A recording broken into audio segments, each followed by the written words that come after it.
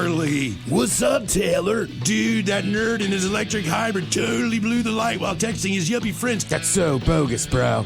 Are you hurt? Yeah, like I can't move my hips, bro. I think I broke my pelvis, man. Dude, no way. Taylor, you need to drop a dime and talk with the lawyers at the Advocates Law Firm. No way, can't afford that, bro. Your crotch is broken, man, and they don't earn any money unless they win your case. Dude, no way. You get injured, the advocates get results. Contact them today at advocateslaw.com. This podcast is brought to you by the Washington State Department of Health. As we continue to listen, learn, and grow, we are amplifying Black voices and perspectives in an effort to start a new COVID-19 vaccine conversation. We're sharing stories intended to help us navigate this unprecedented time together and to co-create solutions in support of the Black community. Hear these stories at weconsiderwa.org.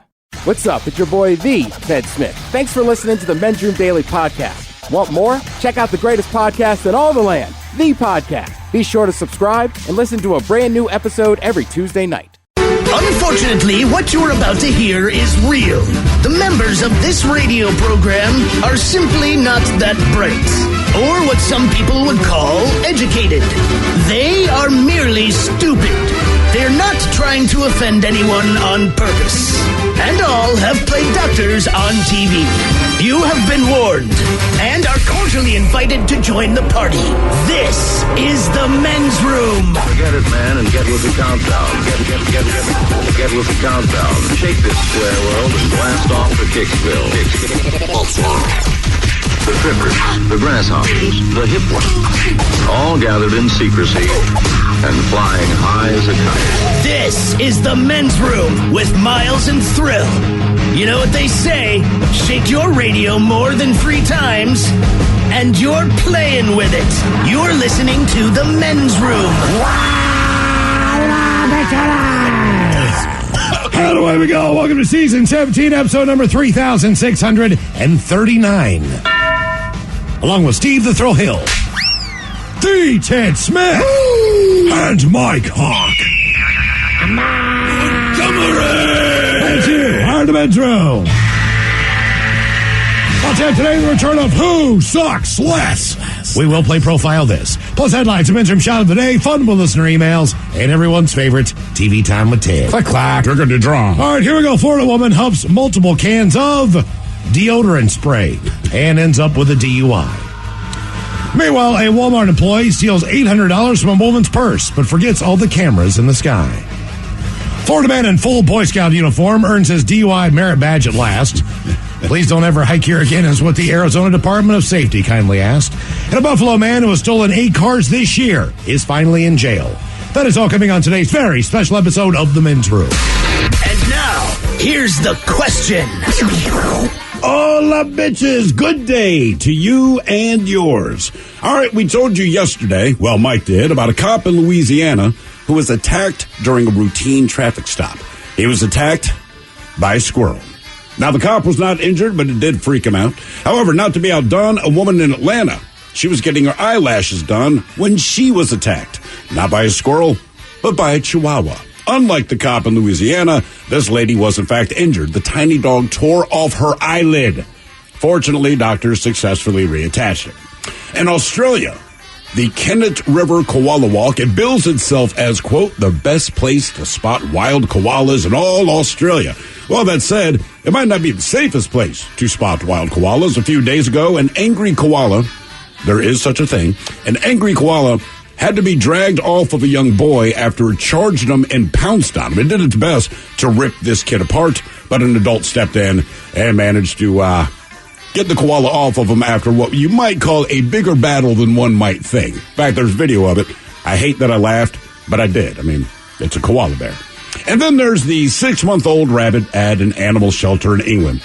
The staff at the shelter are terrified of the bunny because, as they say, he has, and I quote, a penchant for human blood. Let that sink in. A penchant for human blood. It's a goddamn rabbit. But then I guess that's why it's news. But look, we've all had these experiences. The problem is you don't really expect it to happen.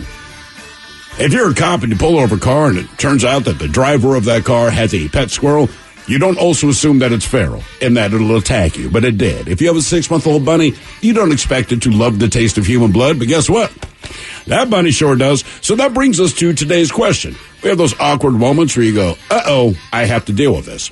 So today we want to know what or who did you come face to face with? Be a part of the big show. Call 206-421-ROCK. Like the Men's Room on Facebook. Follow us on Twitter and Instagram at Men's Room Live. And send your emails to the Men's Room at KISW.com. Hey, all of Macholas, thank you so much for listening to the Men's Room podcast. And thanks to our pals at the Advocates Law Firm for being great partners. Yes, even you, creepy Kyle. Seriously, though, if you'd been injured as a result of somebody else in your car, on your bike, walking across the street, talk to our friends at the Advocates Law Firm and let them help you out. Yeah, they're the best injury lawyers around, and they want to make sure that you're not taken advantage of. Plus, your first consultation is free. It's simple. You get injured, the advocates get results. Contact them today at advocateslaw.com. This podcast is brought to you by the Washington State Department of Health. As we continue to listen, learn, and grow, we are amplifying Black voices and perspectives in an effort to start a new COVID-19 vaccine conversation. We're sharing stories intended to help us navigate this unprecedented time together and to co-create solutions in support of the Black community. Hear these stories at weconsiderwa.org. Realtors abide by a code of ethics. This is Article 9 in action. Beth, a first-time homebuyer, knew nothing about the home buying process, except that she wanted to buy a home. But her realtor had the expertise to make sure Beth understood every document, even giving her copies to review with her lawyer so Beth could close on her first home with confidence. Complicated things explained in simple terms. The difference between an agent and a realtor is real. Realtors are members of the National Association of Realtors. That's who we are. The debauchery rolls on. You're listening to The Men's Room with Miles and Thrill. 99.9 KISW.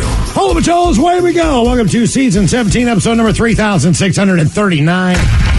What a large and in charge program we have for you today. Guaranteed future repeat. The exciting return of Who Sucks Less. Steve, I don't know how you do it, but each and every week you find 3 stories in the news where people are not being nice. Which is crazy, man, because I don't know about you, but when I go to every news site, it is nothing but good news. I don't know how you do it, but somehow you bring us 3 stories from the news each and every week. They all suck, but it's up to us to determine, out of the 3 stories, which one sucks the least. How we look at on this week's Who Sucks Less. Disturbing.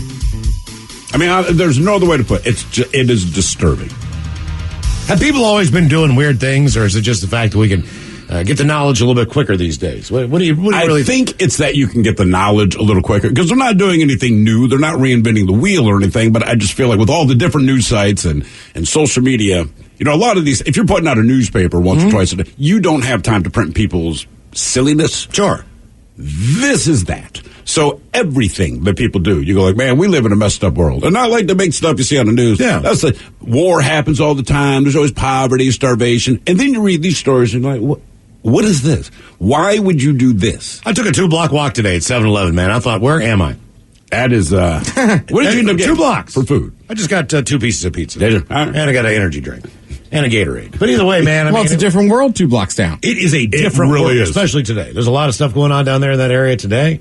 And it was, there was maybe 1 normal interaction with somebody I walked by. Mm-hmm. There was just a person walking to the bus stop. Everything else was completely insane. So picture the entire world down there? in 7-Eleven. No. All right, I talked to everybody. Not on that street. My favorite moment with Miles, man, it's probably about a year ago, but we're in 7-Eleven, and black dude walks in, looks at Miles. What's up, man? Yeah. So Miles is like, how do I respond to this? I'm like, do not repeat it. Just say, what's up, man? Yeah. I was like, hello, sir. Right. Good to meet you. Should have gave him a tap or something. No, it's hard not to cuss, but should I come in on one? Ain't stuff. Right. Who Sucks Less is coming up as we do every Monday through Friday at 6. We head on over to the Odyssey app exclusively for the more men's. What is it called? It's the Men's Room Happy Hour. Oh, yes. APPY, the Men's Room Happy Hour. If you don't have the Odyssey app, just check it out now. You can download it. It's absolutely free. There's hundreds of new channels, and there are all kinds of great stuff. Our podcast is on there on the daily. And then, of course, it's 6 o'clock. That channel goes live for the Men's Room Happy Hour, which is an adult-only segment that we do after the show. So if you haven't checked it out yet, the same rules don't apply to the airwaves here at KISW or any other radio station, terrestrial in the United States for that matter. So once we go probably on Earth. Probably going to make us slip up at some point in time because we're getting a little bit more comfortable with our language. I got real close to it earlier this week. You know, when we do that thing. But episode number 131. So thank you if you checked out the Men's Room Happy Hour, and we'll be back at it again today.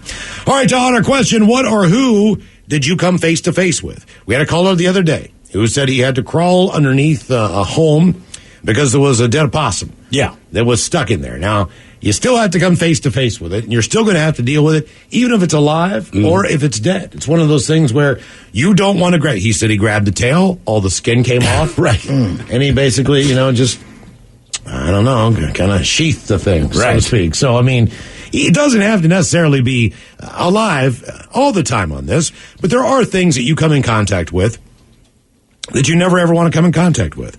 And we have the story of a mail carrier, and this is a little bit crazy. We go down to Sacramento. It says we can all agree that mail carriers and other delivery personnel put up with a lot when it comes to animals. Whether it's a dog that feels the need to defend its home, or the neighborhood deer that throws themselves in front of your moving vehicle, or the increasing number of apex predators now prowling suburban streets. This line of work pits its employees against all sorts of furry foes. Yeah.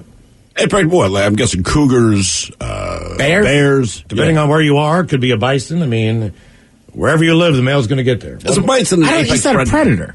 Is it a predator? I'm not sure, but they can be aggressive. No, he's not a predator. Because he's an herbivore, but I don't think anything's targeting them either. Either way, I don't want to deal with it. So this happened last Monday in a neighborhood in Sacramento, where a Postal Service employee met its feathery match. Yeah. Well, you don't think of I guess there's a lot of birds of prey, obviously. Sure, but when somebody says apex predator, you're talking about something that hunts stuff. Yeah, like that's what I'm saying. Like cougars, I would even throw a bear in there, but like a moose or a bison could f you up. But they're not really. They're not going to eat you. Okay, they generally just trample people when you get too close to their children. Yeah. A mail carrier was fed up with the bullying from a turkey. Turkeys are mean. That's when a big tom attacked. The unidentified USPS employee allegedly smacked it on the head with some form of club or stick. Well, now they are under investigation from the California Department of Fish and Wildlife and the United States Postal Service for killing the wild bird. Now, wild turkeys have been reported terrorizing the area's residents and visitors alike in recent weeks. Birds have chased after box trucks, pecked at vehicle tires, and run up and down the streets, gobbling their heads off. But the mail carriers seem to get the worst of it all. As one local who once had to fight a turkey off of a different carrier's back told the local TV station, growing beyond 20 pounds with sharp 2+ inch spurs, a mature male turkey can inflict some serious damage if it's after you. They have tried pepper spraying them. That did not work. They have kicked them. That did not work. They have hit them with their mail bags. That did not work. Whether the turkeys pose a legitimate physical threat depends on the person, but apparently this particular bird wasn't the type anyone wants to mess with up close. I'm a game warden. I've been doing this for 25 years. It was the biggest turkey I've ever seen. The one that he killed in the wild. So that, to me, and if you kill one of these turkeys in California, it's crime. So he's facing endangered or something. I'm not sure why they're protected. It's a turkey. Look. Maybe it's some kind of special turkey. It just seems odd to me that a thing that we universally eat at Thanksgiving, right? You say, well, you can't kill this. Like, this is a food. I have turkey in my refrigerator now, from the deli section. And turkeys have done, for a while in the United States, they weren't here anymore. They did a good job of protecting them. There's plenty of turkeys now. I don't think they're on any list. Yeah, I'm just wondering, why is it illegal to kill a turkey? You eat them every goddamn Thanksgiving. And also, I can go to the deli and get shredded turkey that, like I said, sitting in my fridge. It's a turkey. You also have to remember. Sorry, but I get that it's illegal to kill them in California. But if it's attacking you, right? How is that? It's illegal to kill humans, but one's attacking me, I can fight back. Right, right. They give you a little leeway there. Yeah. In West Virginia, when they have turkey season, you can use a bow, you can use a shotgun, and you can use a rifle. Now, most people try to go out with a shotgun, and the idea is this: the kill shot's going to happen to the neck. You're going to inflict enough damage, the fowl's going to drop, right? And typically when people do turkey hunt, a lot of times they'll still get up in a tree stand or whatever just to avoid being on the ground. Sure. Because turkeys have a pretty good sense of what's going on. I know a bunch of friends who turkey hunt who say, if you hit the broadside of a turkey with a shotgun, that the way that the feathers are constructed, all of that's going to spray off. Really? Nothing will penetrate that outer layer of feathers. Maybe one BB or two, but it won't be enough to actually put the bird down. So if you miss on your shot, even with a shotgun, turkey's not even going to be fazed by it. He'll just walk off. That explains why the mailbag doesn't work. Explains why all that stuff doesn't work. Right. Those things are crazy. But you would think pepper spray, right? Yeah. You would think. I mean, I don't know. I just know turkeys are mean. I've eaten a turkey somebody killed. It's delicious. Really? It wasn't gamey. No. See, that's the But you had to be careful chewing. Because there might be a BB in it. Yeah. Exactly, yeah. And then halfway through dinner, I said I never shot a gun. And he was like, we're going outside to shoot a gun. Right now. Then we have the story of a psychologist. He has been called in to treat a bloodthirsty bunny who keeps attacking workers at an animal shelter. The rodent has been biting staff and visitors and even put one elderly woman in the hospital with his vicious behavior. Lop-eared rabbit Jack chased the victims before biting them. Rabbit experts are stunned by the level of aggression that he's exhibiting, and he's even been compared to Monty Python's Killer Rabbit by launching sustained attacks on humans. The shelter's founder said she had never encountered an animal like him before, and he has been nicknamed Damien, after the demonic child in the horror movie The Omen. Jack's violence has forced the shelter to call on a pet psychiatrist in an attempt to cure his vicious rages. The 6-month-old was brought into the animal shelter in Cornwall in October. The charity founder said he looks like butter, but the butter wouldn't melt in his mouth. One lady who volunteers in the shelter... implying that this is a cold-looking rabbit? Like, you can just look at him and go, this rabbit hates you. One lady who volunteers at the shelter put down a carrot for him while he was running around the main room, and he latched onto her hand and would not let go. Luckily, we have a doctor who volunteers at the shelter, and she was able to treat the hand with butterfly stitches, which she had in her car.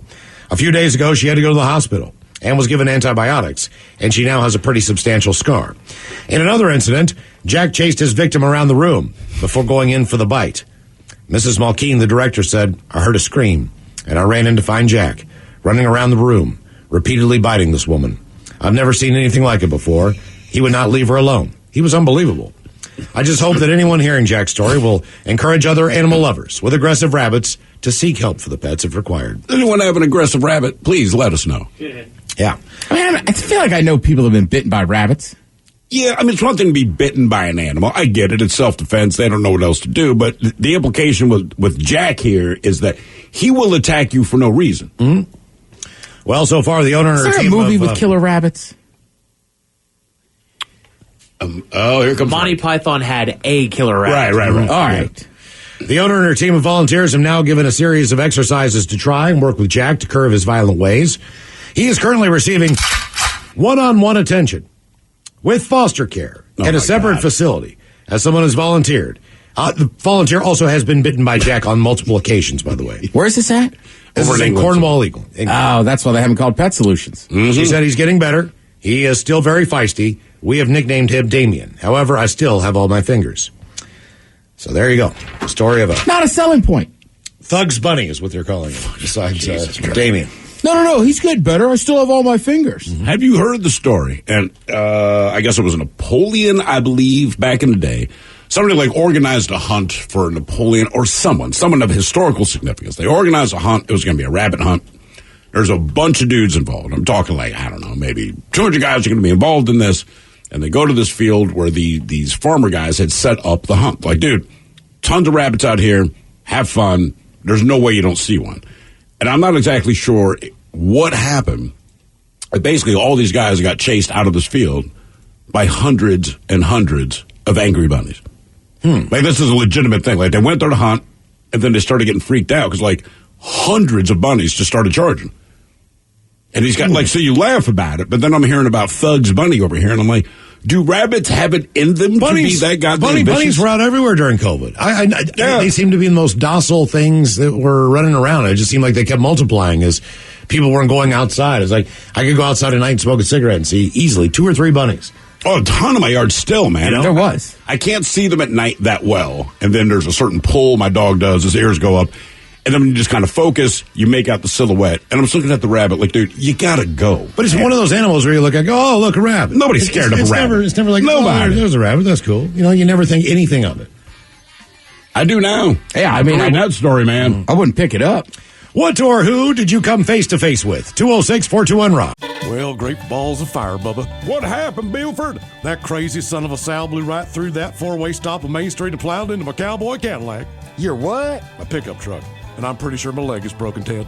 Oh, quit your bitching, Buford, and talk with those side busters at the Advocates Law Firm. When I got busted up last month, well, shoot, they made sure those snakes at the insurance company played fair. Boy, howdy. Even that creepy so-and-so Kyle earned his keep. So if you get injured, the advocates get results. AdvocatesLaw.com. This podcast is brought to you by the Washington State Department of Health. As we continue to listen, learn, and grow, we are amplifying Black voices and perspectives in an effort to start a new COVID-19 vaccine conversation. We're sharing stories intended to help us navigate this unprecedented time together and to co-create solutions in support of the Black community. Hear these stories at weconsiderwa.org.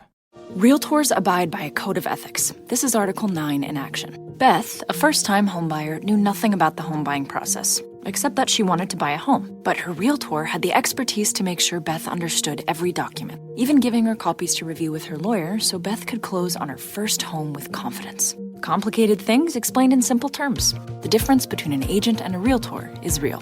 Realtors are members of the National Association of Realtors. That's who we are. 99.9 KISW. The shenanigans continue.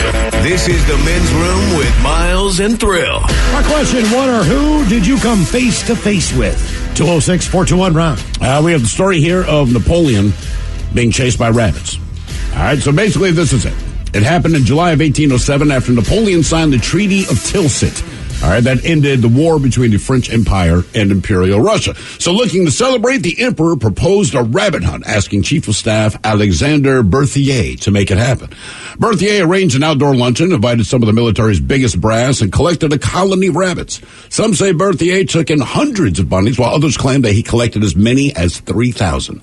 Regardless, there's just a lot of rabbits. Berthier's men, they caged them all on the fringes of a grassy field. When Napoleon started the prowl, accompanied by beaters and gun bearers, the rabbits were released from their cages and the hunt was on. But something strange happened. The rabbits didn't scurry in fright. Instead, they bounded toward Napoleon and his men. Hundreds of fuzzy bunnies gunned it for the world's most powerful man. Napoleon's party had a good laugh at first. But as the onslaught continued, their concern grew. The Sea of Long Ears was storming Napoleon quicker than revolutionaries and stormed the Bastille. The rabbits allegedly swarmed the emperor's legs and started climbing up his jacket. Napoleon tried shooing them with his riding crop. As his men grabbed stakes and tried chasing them, the coachman cracked the bullwhip to scare the siege, but it kept coming. The rabbits kept attacking. Napoleon retreated, fleeing to his carriage, but it didn't stop. According to historian David Chandler, with a finer understanding of Napoleonic strategy than most of his own generals, the rabbits horde divided into two wings and poured around the flanks of the party and headed for the imperial coach. The flood of bunnies continued. Some reportedly leapt into the carriage. The attack ceased only when the coach rolled away. Wow. Yeah, I mean, dude had to hightail it basically back to his car to get the hell out of Dodge. The rabbits were still trying to get his ass. And after he left, I did not know bunnies had it in them. We don't tell this story to anyone. Yeah, if I'm Napoleon like this, not a word. Together here, you know what I mean? This is stays between me and you. This will never be brought up again. Our question, what or who did you come face to face with? 206-421-ROCK. Hello, Vinny. Welcome to the Men's Room. Hey, what's up, guys? How you doing? Hola. Hey, Vinny. Yo. So Vinny, what did you come face to face with? 2008. All right. What's that? Go ahead. A cold cut. In 2008, during the recession, I lost my job, so I took a job as a deckhand on a fishing boat. Really nice boat, like 98-foot steel crab fishing boat. But we attached this small dock off to the side because we were working as a tender, which basically means we park out on the waters where they're fishing. If they bring us the fish, we take them into port for them. So this little dock was great because you could hide out there, smoke a bowl, or drink a beer or whatever, and nobody can really see you. And also you can sit there and kind of like watch the water and the nature and all that shit. So one day I was hanging my feet off the dock, smoking a joint, and I was watching the jellyfish go by, a few fish and some sea life and whatnot. And I see this big flash in the water. I'm like, oh, what was that? Another flash. And I'm thinking maybe this is like a really big fish, getting kind of excited. Nope, it was a sea lion. It came up and tried to bite my foot off. Oh, what was it? Sea lion. Oh, a sea lion. He came up and tried to bite your foot off? Once again, bedroom colors, here are the 7 words you can't say on the radio. Sucker, mother, and please Please keep those words in mind when calling. Now back to the program. They're big. They're very big. I haven't had any real interaction with them, but what is it? Is it? Yeah, San Francisco. Are they seals or sea lions? Those, I believe, are sea lions. Okay, I'm pretty sure it's sea lions. The San Fran, right? The big ones that hang out down there by the pier. And it's funny. Those are right. Because tourists you see like harbor seals kind of swimming. Because tourists always go to this spot to check out the sea lions. And you talk to any locals, they're like, yeah, we hate them. We cannot stand it. They are big. They stink. They never shut up. And the problem is, like, they will try to rip your face off. Oh, they close. bark like constantly. You know, do you remember the video of I was gonna say, the little girl? The little girl, yeah. And she was like standing on a dock or something. And there's like a sea lion kind of playing in the water.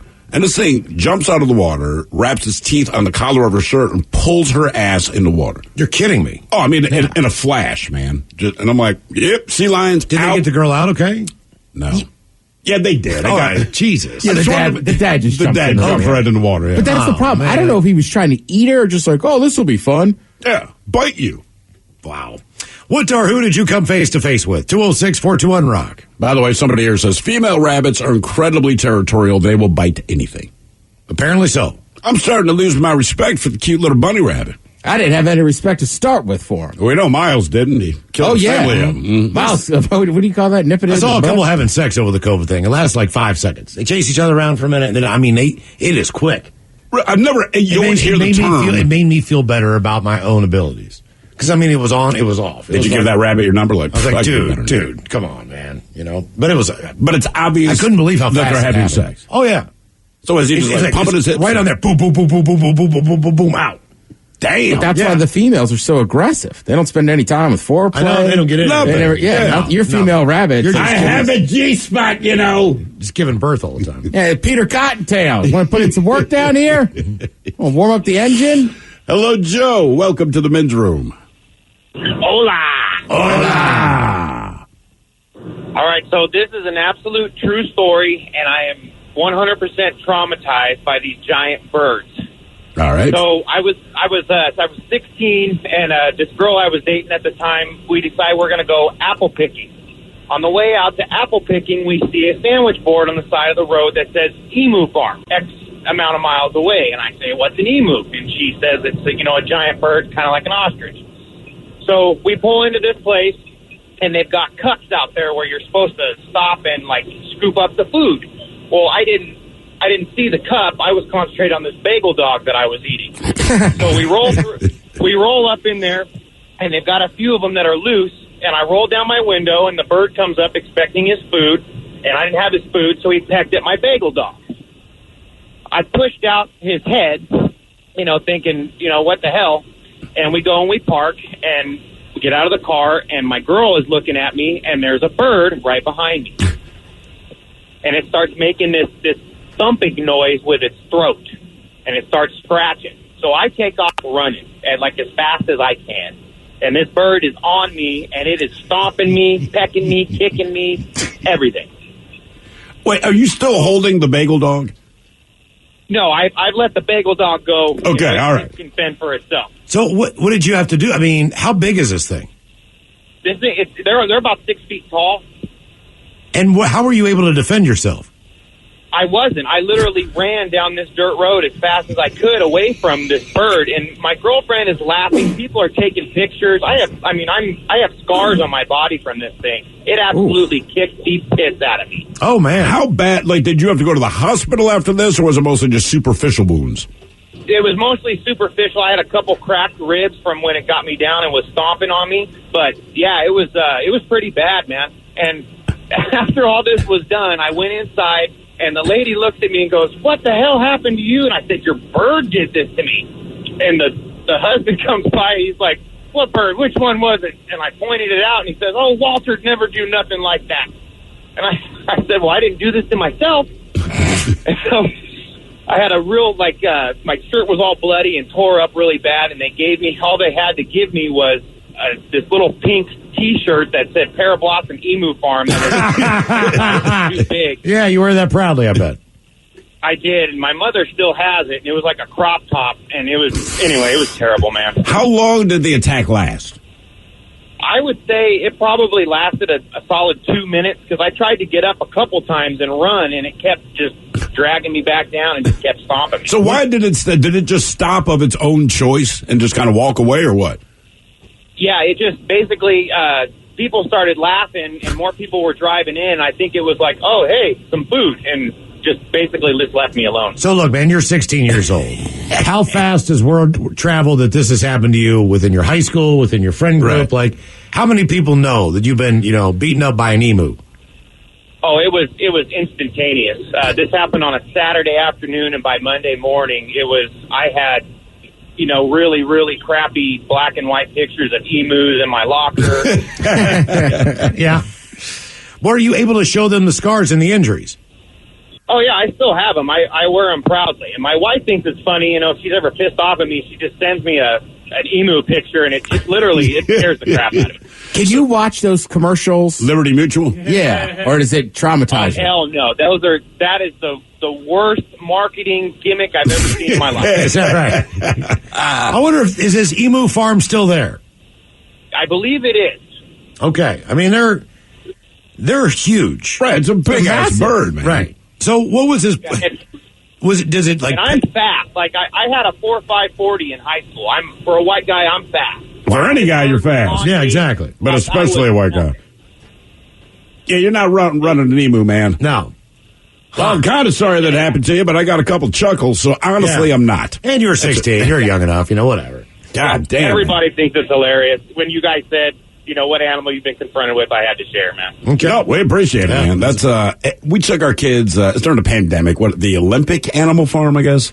That drive-through one? Yeah. And the kids were real excited. I'm just like, whatever. It ended up being a good experience, right? But, we pull in, and the same thing like he's saying. They're like, hey, you can buy loaves of bread. I'm like, buy loaves of bread for what, man? And it's to feed the animals as you go. And the animals obviously are so used to this, they approach the car. Well, the problem is, you got to roll down your window. So I'm not sure what kind of animal this was. It kind of looks like a water buffalo, but obviously it's not that. But I mean, it's a large-ass mammal, all right? And in spite of the fact... Was it an ox?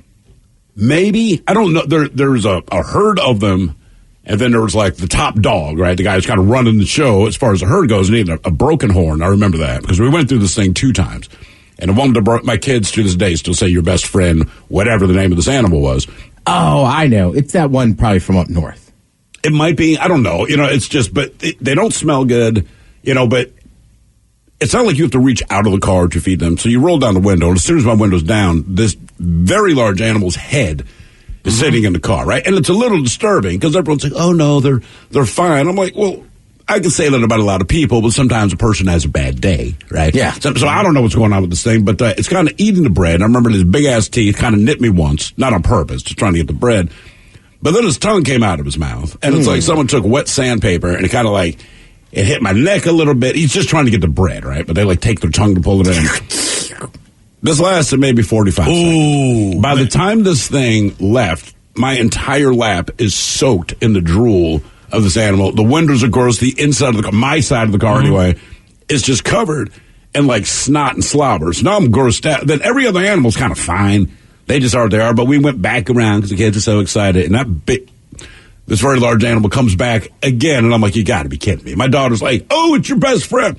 Puts his big-ass head back to the window. Licks me again, man. I mean, by the time it was like a 3-hour drive. So by the time we get out of there, I am just covered in reeking and the saliva of whatever that thing is. Did you figure out what it was? I do. I think I got it. Just by the way, the Olympic Game Farm, just so you know, as of effective June 5th, 2020, all right, there will be no outside bread permitted. No. All bread being fed must be purchased on site from the Olympic Game Farm. No exceptions. Anyone attempting to sneak bread into our facility will be asked to leave with no refunds. I only charge you like... Here's what they go. What kinds of animals will you see during the tour? We can never guarantee which animal will approach you on any given day. However, all of them. The tour, you will pass llamas, Tibetan yaks. I think that's what it was. Yeah, my guess. Yeah. Zebras, Kodiak bears. Here, have some bread. Those were in cages. They are not roaming free. Yeah. Roosevelt elk, Sika deer, and American bison. At the petting zoo, there are goats, and in the reptile room, there are snakes and other reptiles to visit. So there you go. I think you came in contact with a bread-eating Tibetan yak. It's a big-ass animal. Those had tigers there, wolves, and something else. And again, in cages. Sure. Right? All the carnivores. Crazy. It was weird, man. But the kids loved it. They wanted to go back, and I don't. What or who did you come face to face with? 206-421-ROCK. Maybe you should sit in the back next time. Well, the thing is, because the kids pulled down their windows to feed the animals as well. They're real excited to do this until they saw the actual size of the animals, specifically that yak thing. Right, so it kind of freaked them out. My daughter was kind of okay with it, but my son, who tells he is a badass when he's playing video games, he went to the dead center of the vehicle. Yeah. The farthest point, that anything could reach him. And I'm like, dude, you got to feed one of these things. Hand him a piece of bread. Everyone else holds it. He just threw it at it. Well, it's like at the Animal Kingdom, right? In Disney World. They have the giant, the safari ride and this and that. So you've seen the pictures and stuff, but when one of those giraffes walks over and gets next to you, you're like, oh my God, this thing's massive. Yeah, you realize exactly how big animals are in the moment. Right, and they're super friendly. They see this tour come by. It's probably hundreds of times a day. Sure. But you're just like, that is a giraffe. And then all of a sudden, large animal. Right, it could bite me. What or who did you come face to face with? 206-421-ROCK. Hello, Colin. Welcome to the men's room. Hey, fellas, what's up? Hola. Mike, try not to explode too hard when you laugh. I worry about you, pal. Thank you. Yeah, you're welcome. Hey, I miss your German-speaking friend, but anyways, let's get on topic. Let's. As a child, we used to have to walk to the school bus, and there was a goose. And they're mean. They're real mean. I mean, that's no kidding there, my friend. And so anyways, this thing would chase us throughout the years. I went away for a year, forgot about the goose. I came back, and it was there. And Miles, you played football, right? You were a punter? Yeah. You know when you get that sweet kick, like that perfect kick? I sure do. Yeah, that's what I did to the goose, and it left me alone, but it still picked on the other kids. Well, you're not supposed to touch these birds. I don't know what you're supposed to do. I don't know what legally you're allowed to do. Well, the problem is they always say these animals you can't touch. Right. It's like, I'm not interested in touching the animal. The problem is if this animal attacks me, what am I supposed to do in this I knew situation? they used to have a truck around the area that they would drive, and they would collect these geese, and then they would gas throw them in the back, and they had a little oven in the back, and that was the end of those things. But I don't know if they still do that or not. Obviously, when you're in Seattle, the last thing that you want to do is alert anybody to the fact that you're doing that. Sure, of course. Because people would lose their absolute frickin' minds. You know what I mean? Even though they're completely overpopulated. I mean, I know they stop here on their way to and from Canada. Understood, but still. But, yeah, exactly. I mean, they're everywhere. And if you approach them, they're in all the city parks. They're on all the golf courses. They're just, so if they're going to come after you, and I got a golf club in my hand, I'm sorry. Yeah, I'm hitting the thing. Yeah, there was an episode of Curb Your Enthusiasm. And Larry David is playing golf at a club, and I think it's the caretaker or somebody has this swan that is their pet. All right. That lives in a pond, right? Well, Larry hits the ball near the pond, and the swan attacks Larry. So Larry's got a golf club in his hand, and he just takes the thing out. Right. I mean, but it's just like this prized possession swan. So now, they're trying to kick him out of the country club. What are you supposed to do? He's an animal killer, all these things. He's like, it attacked me. Right. What am I supposed to do? Yeah, I never know. They had years ago, we're in Portland. Remember, wherever we were staying, there were all those geese, hundreds of them. We're staying on the river. But they just kind of hung out and did their own thing, right? And they're making noise. And now, Miggs and I are high. We're a little drunk. It's 3 a.m, and we're like, let's go mess with the geese. We're like, all right. We probably got within 80 feet of them. There's a good distance. And they get perfectly quiet. And they all turn their heads and looked at us. Miggs and I look at each other, and I go, look, man, I'm not trying to sound like that guy. I think this might be a bad idea. And he's like, I'm getting a real eerie feel. And they're just eyeballing us. And then all at once, they start running toward us. It's just I don't know, like a silent whistle or something. And we took the hell off, went back to the hotel. I'm like, well, that's it for the night.